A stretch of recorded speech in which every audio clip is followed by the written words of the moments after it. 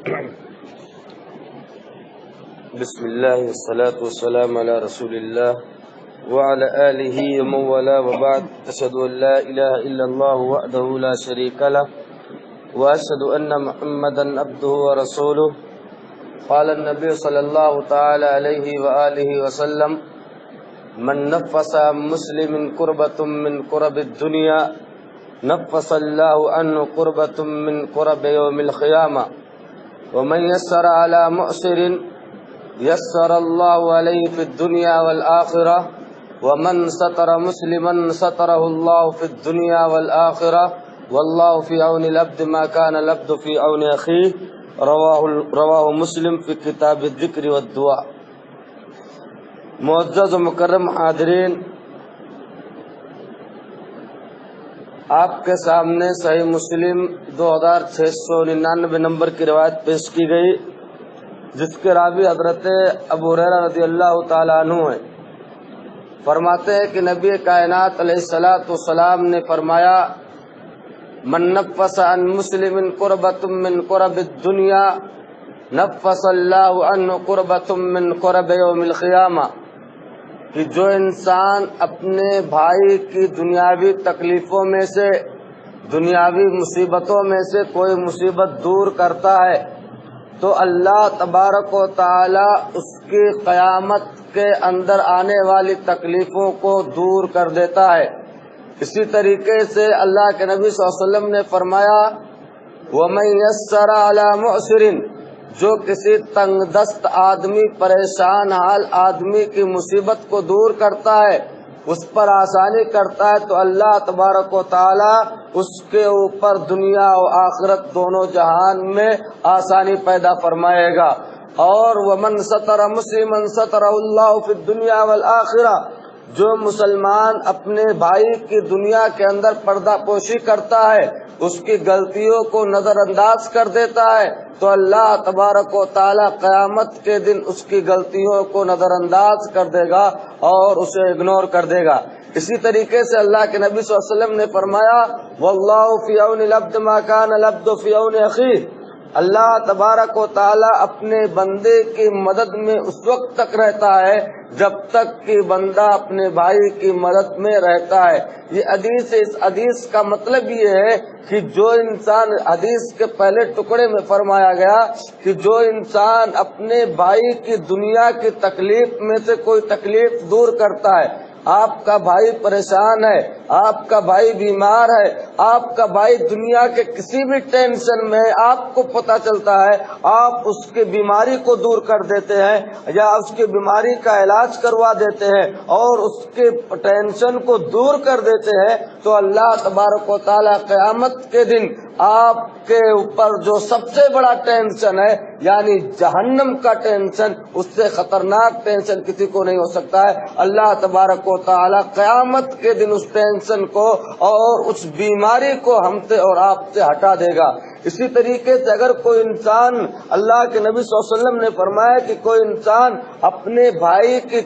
بھائی کو تنگ دست دیکھتا ہے، پریشان حال دیکھتا ہے کہ اپنا بھائی ہے، اپنا ساتھی، اپنا مسلمان بھائی ہے، کام کرتا تھا، بزنس کرتا تھا، دھندا کرتا تھا، اب ماد پڑ گیا ہے، خسارے میں جا رہا ہے، مصیبت میں جا رہا ہے، اس کا دھندا بالکل چوپٹ ہو چکا ہے اور کھانے کے اس کے وعدے ہیں، اب انسان کیا کرتا ہے؟ اس کی مدد فرما دیتا ہے، اس کو پیسے دے دیتا ہے، اس کی تجارت میں مدد کر دیتا ہے اس کو، یا اس کے دکان کو دوبارہ کھول کے دے دیتا ہے، تو اللہ تبارک و تعالیٰ کہتا ہے کہ اس دنیا کے اندر بھی میں اس کی مدد کروں گا، جس طرح اس نے اپنے بھائی کی مدد کی ہے میں اس کی دنیا کے اندر مدد کروں گا اور آخرت کے اندر بھی اس کی مدد کروں گا، اس کو نجات دوں گا۔ اسی طریقے سے اگر کوئی انسان اپنے بھائی کو برائی میں دیکھتا ہے میرا فلاں بھائی فلاں غلط کام کر رہا ہے، اب اپنے بھائی کی غلطی کو چھپا لیتا ہے، لوگوں کے سامنے نہیں بیان کرتا ہے، ارے فلاں شخص تو ایسا غلط کام کر رہا تھا۔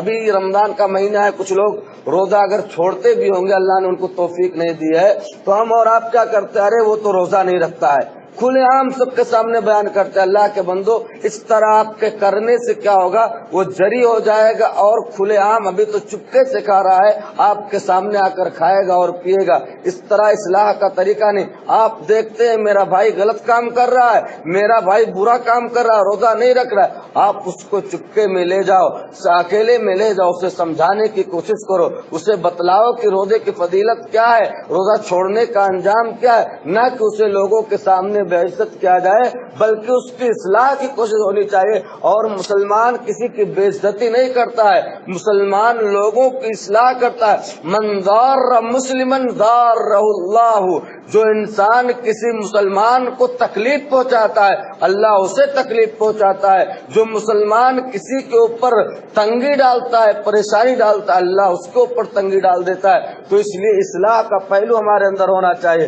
اسی طرح اللہ کے نبی صلی اللہ علیہ وسلم نے آخری ٹکڑے میں فرمایا جب تک انسان اپنے بھائی کی مدد کرتا رہتا ہے، واللہ فی عون العبد ما کان العبد فی عون اخیہ، جب تک انسان اپنے بھائی کی مدد میں رہتا ہے، ہم کسی اپنے بھائی کی مدد کرتے، کسی یتیم کو پال رہے ہیں، کسی بیوہ کو اس کا خرچ اٹھا رہے ہیں، کسی مریض کا علاج کرا رہے ہیں، اس کی عادت کر رہے ہیں، ساری چیزیں ہم جب تک ہم یہ کام کر رہے ہیں اللہ تبارک و تعالی کیا کرتا، اس وقت تک ہماری مدد کرتا رہتا ہے۔ تو اس لیے ان کاموں کو کرنا ہمارے اوپر ضروری ہے، واجب ہے کہ ہم اپنے مسلمان بھائیوں کی تکلیف کو دور کریں، ان کا سہارا بنے اور ان کو مصیبتوں اور پریشانیوں سے نجات دلانے والا کام اور عمل کریں۔ اور یہ مہینہ خود برکتوں والا رحمتوں والا ہے، لہذا اس مہینے میں ایک کے بدلے 10 نیکیاں اللہ کے نبی صلی اللہ علیہ وسلم نے فرمائے اور 10 کی 70 نیکیاں ہوتی ہیں۔ تو لہذا ہماری اور آپ کی ذمہ داری یہ ہے